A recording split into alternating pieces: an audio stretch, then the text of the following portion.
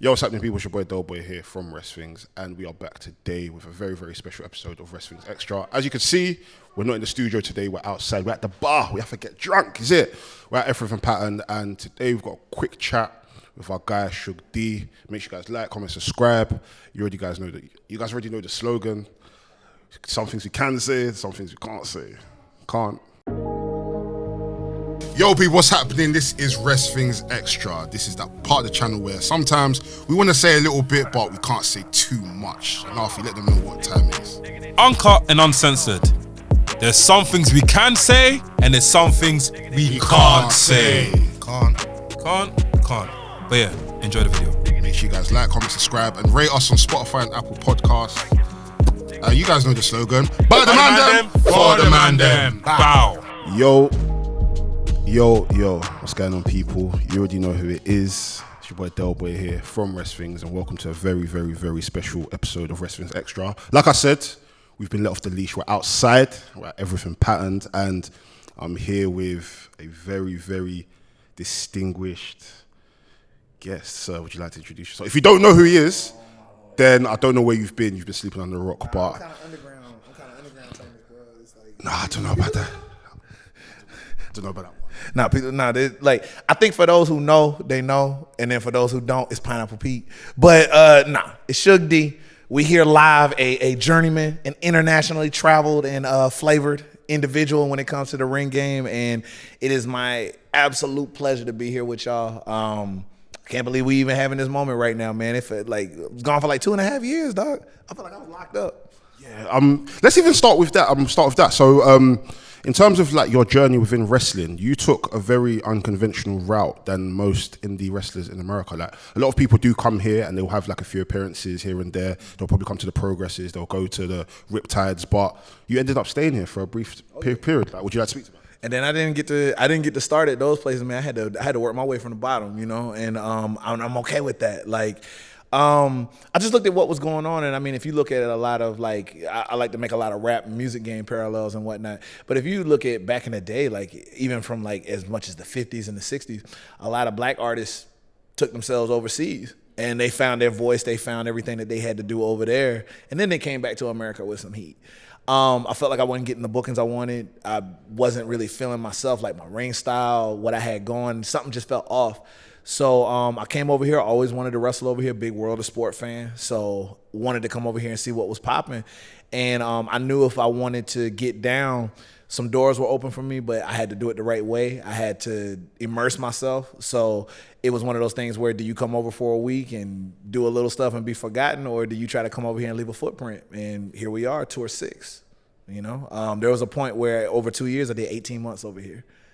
You know, Leeds was home, dude. I mean that when I say that. That's why I don't take it out of my ring intro. Like, it's special being back here because I never thought I'd get back here, man, the way things were going. So it's special to be here with y'all right now. What's your favorite thing about this country? Have you been to Nando's? Like, what's some things that you're enjoying over here? Because people like us that are here, like I frequent in America all the time, but I'm tired of it. I can't lie to you. Wow, but I'm tired. I'm honestly tired. So for you to look at the UK as your second home, there must be something. So what is it about this country? But you gotta remember too, it's like you never appreciate something that you just got. Like, that's like girls, like they got straight hair, they always want to make it curly, or vice versa, or whatever it is. Like, oh, I hate my hair, I don't like it, or you know, like even guys where it's like we don't appreciate just our natural stuff. So yeah, in America, I can tell you a million things like that are whack about America, but I've been there. Yeah. So I come over here and it's like public transportation is popping. You know what I'm saying? Like the food prices are on point. Y'all actually got honey that's affordable. Honey is affordable. They charging $11 a thing in America, and it's not even like real honey, bro. But like, there's a lot to love about out here, and if we're talking about specifically wrestling, it's like, especially at the time I was here before the pandemic, like, yo, like that's some of the top competition in the world, and then under that competition is even better competition waiting for they step up, and so on and so forth. So it's like, I felt like if I really wanted to challenge myself, I needed to be here. And then between all that, just getting to immerse myself, you know, staying in the Super Dry store. You know, I'm hitting. That's why I'm trying to get paid tonight, because I'm going to the Superdry store tomorrow. About to shut it down. Got to give me a whole sweatsuit. I'm gonna be wearing it like a New Japan track jacket. Like I'm gonna be just in there, just boom. Of course Nando's. And they got Nando's in America, but like nah, it's not the same thing. A little, you know, Greg's before you hit the train. I know Greg's ain't much, but like when you can't have it, it's everything. Yeah. Honeycomb ice cream, y'all killing it on that. Drill, obviously. Any drill artists you like at the moment? Big into Kano, big into always like gigs. Ever since Lock Though, somebody put me on game about that, and I was just like, yo, this dude it's ridiculous. Like I'm liking what I'm hearing. But there's just everything about this culture to love. And like I said, you from here. You come to America, everybody go crazy. Everybody be talking about, oh man, stuff is open 24 hours. Not anymore. COVID done canceled. I was in Texas in January, and yeah, a lot of things were still locked down. But right. And plus, I feel like, you know, of course, us being a horticulture, myself, and then this being a horticulture program, you don't really know about your culture until you see it in different variations of what that could be. Because like American black culture ain't the same as British black culture, as is island black culture, as is, you know, everything. So you gotta see how everybody living, you know, and you see it and you experience it, and it's the greatest thing. That's why I'm digging on everything pattern. This is like always your greatest representation of what's out there for black and brown, and I love it. I'm glad I get to come back for another one. It's a blessing. That's great. Let's take a step back a little bit. How did you actually get into pro wrestling? Oh man, I always knew that was something I was going to get into because my dad had old VHS tapes. I'm a military brat. So he had old VHS tapes of like the AFN pay-per-views, because you used to get those for free. It would be months behind, but you get them for free. And like I remember WrestleMania 5 was like the first one I ever saw. I know that show from like front to back, everything about it. And I love the pageantry. I love the characters. It was colorful. It was just everything, you know? And it's just one of those cases where I knew whether I was in it or around it or whatever, that was always going to be a part of me. I just didn't know how deep I would dive in, and then here we are. Wrestling school near Georgia opened. Found my way into that. It wasn't the best training in the world, but it was a foot in the door. And then I had to learn through a lot of trial and error and failure, because there were a lot of guys that were just like, can we cuss on this podcast? Oh, of course you can say. I'm not trying to be that guy that feels like, you know. No, we swear, fuck shit. Like, you know, it's an honesty point being able to cuss, but at the same time, it's like sometimes people lean on it too much because it's a lack of being able to express themselves. But I definitely got to say this. People for a while when I first started was telling me I wasn't shit, you know? And the difference is I had a lot of people telling me I wasn't shit but couldn't tell me why. And then I was fortunate enough that like the three people that I do credit as my trainers, Dr. David Rains, Jeremy Vane, and Murder One, were the guys that were like, yo, you ain't shit, but this is what you could work on. And then once we figured out what to work on, you know, the rest was history. So I thank God for them every day, and here we are. Like, we rolling. And that's why I try to be a different kind of vet. A lot of people will tell you what you ain't doing. Like, the least you could do is try to be like, okay, if I'm going to make a complaint or if I'm going to say you ain't rolling like this is what I think you could be doing. And I'm just speaking from experience. I want them to have an easier way than I did. So I think even the first time I actually discovered you was through our guy, BWA, Big Up Adrian, where he showcases different black wrestlers all over the world. And I think it was in regards to the Pan-African Championship. It was you and Trisha Adora. How important do you think that belt is, or just platforms showcasing black wrestlers, black talent, black promotions? So here's the thing, and especially like coming from people that are not of our culture, right?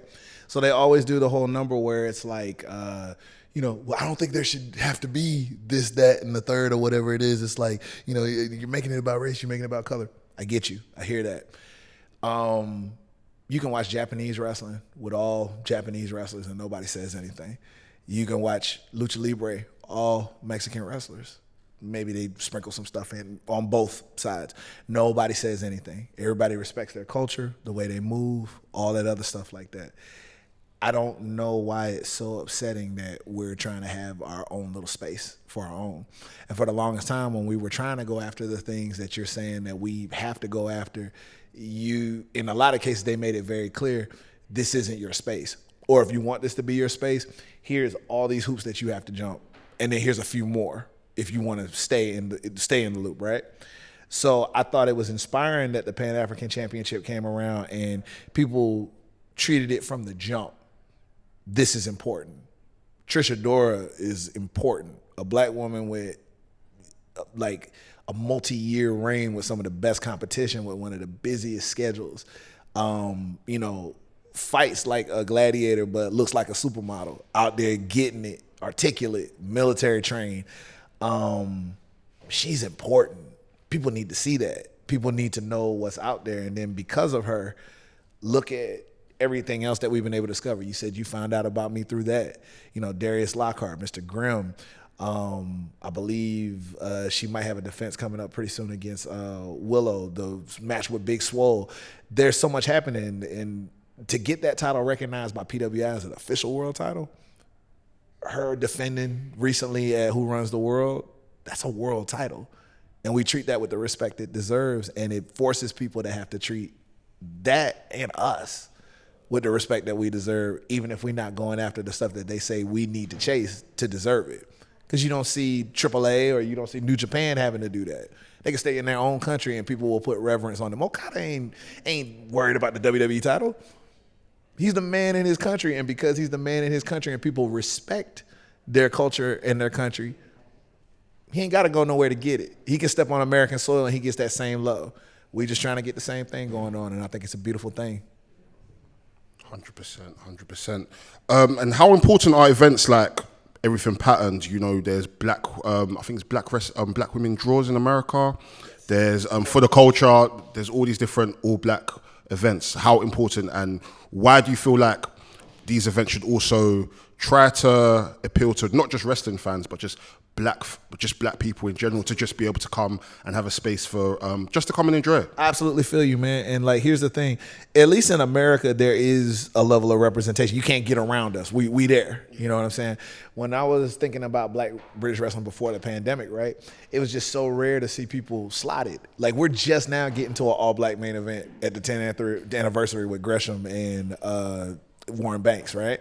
So just, Rampage being the only other black wrestler before, right? So before Gresham.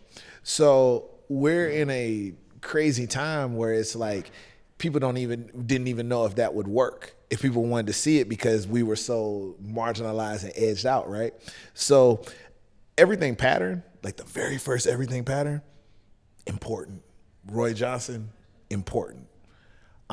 There is no For the Culture without Everything Pattern. There is no black wrestling draws I think it was Black Girl Magic. It was Black Girl Magic. Spice Spiegel, shout out, she's so important. There is none of that without Everything Pattern, because nobody tried it before Everything Pattern. And that was like an emergency cry for over here why that happened, because you'd have whole cards and never see any of us on them. And how are you going to say it's the best talent that you can find in England and not one of us is on it? Which was crazy when he put together the first one, because I'll never forget his quote. He was like, there's no way it should have been this easy for me to be able to put the first draft of the card together that I wanted. Half of these guys should have been busy already. And somehow I managed to get it. So because Everything Pattern popped off, that's how we got For the Culture. That's how we got all those other places. So it's like they're walking in footsteps, which is great. And that's not me trying to say he's the first or all that other stuff. I'm just saying they needed to know. And before then, it was question marks on if it would ever succeed. And here we are. And I think we're finding out more and more the more we cling to our authenticity. We don't marginalize our culture. We don't. I guess the word I'm looking for is we're not trying to shade what it is that we are, because we're afraid of what that's gonna look like. People are into it and they want to see it, and it's not just us who need to see it, but it's everybody else, because we're the wave. People get the best stuff from us, so we should be able to keep a little. We should be able to brag on a little. We should be able to showcase a little, right? 100%. So I'm going to put you on the spot here. So let's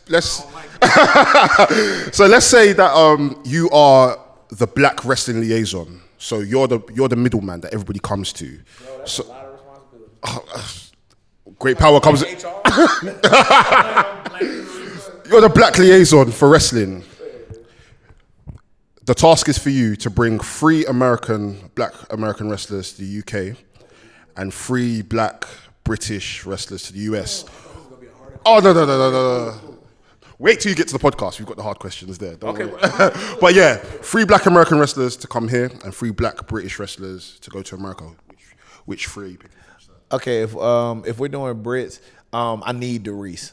They don't even know about Doris yet. Like Doris ain't never gonna want to come home. Let Doris do a show in Miami and see if they let him go home. I'll still a show in Miami. Do you think we're coming back home? Ooh, he got a little accent. He be rapping like, ooh, like Doris ain't gonna go home. Like somebody gonna catch him up. Like that's a wrap. Warren Banks. I think the world of Warren Banks. I need Warren Banks everywhere, and he's only growing with every match. My third spot is definitely gonna have to go to I'm a little surprised. I'm a little surprised I'm not seeing her here today. I hope she's well and everything like that. I guess I got to give it to somebody active, but I don't know where she's been. Any word on Shakara?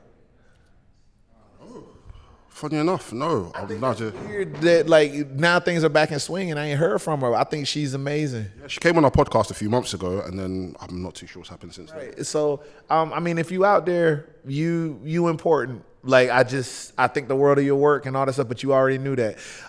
If we had to give it to somebody active right now, I'd love to see Mercedes Blaze get out there. I think amazing, she's underrated, super underrated. How she gets down. If we're talking about 3 Americans that I want to see come over here, because I know it would be his dream to come over here, Lee Moriarty. He needs this. This man got a contract and he's living good and everything's all good. He would kill to come over here to do that. If it was between hey, we need you to do this at AEW or come to England for a little bit, he's coming to England. He wants to do that, so I hope to see him over here when that happens. I need Lee Moriarty.